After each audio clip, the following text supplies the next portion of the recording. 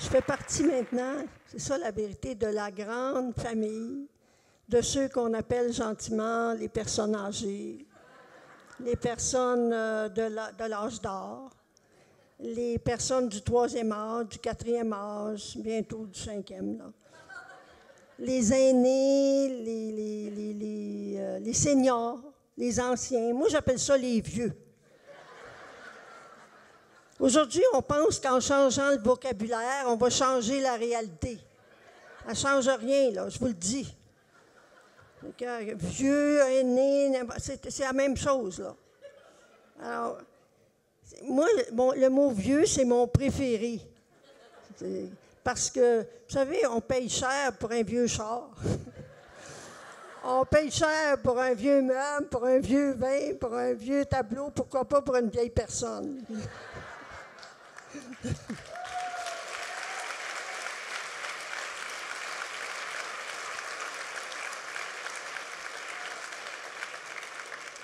Mais je vais vous dire pourquoi, là, sans blague, pourquoi j'aime tant le mot vieux, parce qu'il est vrai. Un vieux, c'est un vieux. On n'a pas peur de dire les jeunes, pourquoi on a peur de dire les vieux? C'est vrai, c'est un mot vrai, mais la principale raison pourquoi j'aime ce mot-là, c'est parce que dans le mot vieux, il y a le mot vie. Puis c'est le seul mot de la langue française qui considère, qui reconnaît que dans la vieillesse, il y a encore de la vie. Puis qu'un vieux, ça porte en lui une lumière qui éclaire le monde. On reproche souvent aux vieux de parler de leur passé. C'est vrai. Mais voulez-vous savoir pourquoi? Voulez-vous le savoir? Premièrement, parce qu'ils ont pas mal plus de passé derrière eux que d'avenir devant eux. Mais deuxièmement, parce que leur passé, c'est leur expérience. Puis leur expérience, c'est ce qu'ils ont de plus précieux à offrir au monde. Leur expérience, c'est la lampe qui brille à l'intérieur d'eux. C'est la lumière qui s'éteint juste à la fin de leur vie. Cette lumière-là que le monde ne veut pas voir, que le monde ne veut pas utiliser. Pourtant, on est à un moment de l'histoire où le monde a besoin de plus que jamais de la lumière des vieux, de l'expérience des vieux.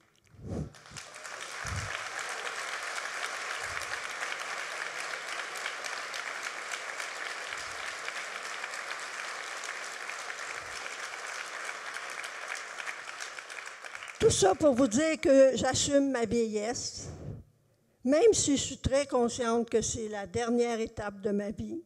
Mais ce n'est pas parce que nous autres, les vieux, on est à la dernière étape qu'on ne sert plus à rien, là. Alors, même si je suis consciente que le vieillissement, c'est synonyme de détachement. Il reste que je suis encore vivante, je me sens pleine de vie, comme je l'ai dit, j'ai encore plein de projets, dont surtout des projets d'écriture. Puis on est là aussi ce soir pour ça, pour que je vous présente mon plus récent ouvrage. Je ne veux pas dire le dernier, parce que ce n'est pas le dernier, il va en avoir d'autres. Mais mon plus récent ouvrage, il a pour titre « L'ANDC, la route vers soi et vers les autres ». Ce livre-là, ça fait longtemps que je veux l'écrire. C'est spécial qu'il sorte l'année de mes 80 ans. C'est pas arrangé.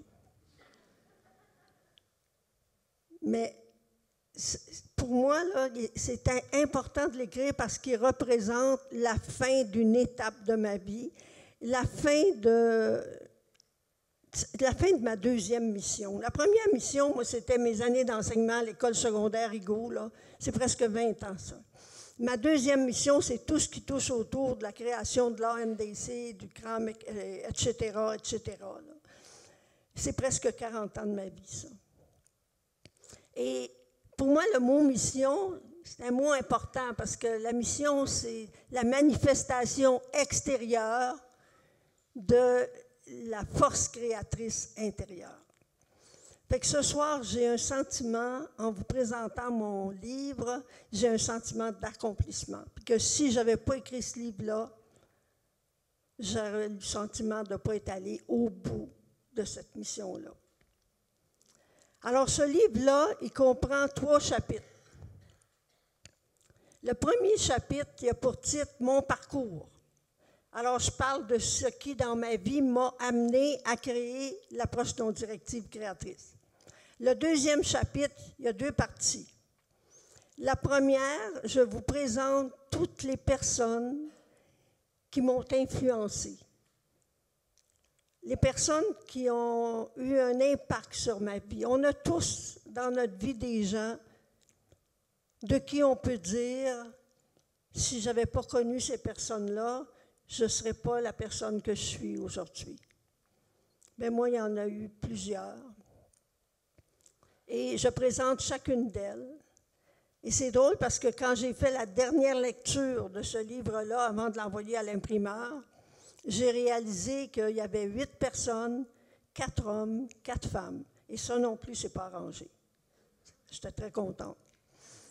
La deuxième partie du livre, je situe l'ANDC par rapport à tous les courants de la psychologie contemporaine.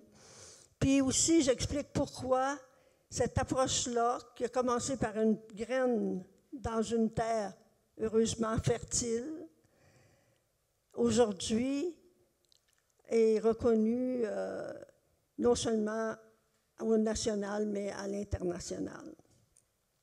Et le 3e chapitre, qui couvre le 2/3 du livre, décrit les caractéristiques originales de l'ANDC. Quand j'ai eu fini d'écrire la conclusion de ce livre-là, il y a une question qui m'est montée. Puis si vous lisez le livre, puis vous vous rendez à la conclusion, vous allez comprendre pourquoi je me suis posé cette question-là. Cette question-là, je vous la pose. Je vous encourage à vous la poser puis à y répondre avec sérieux parce que c'est une question qui touche l'amour de soi, l'engagement envers soi-même aussi.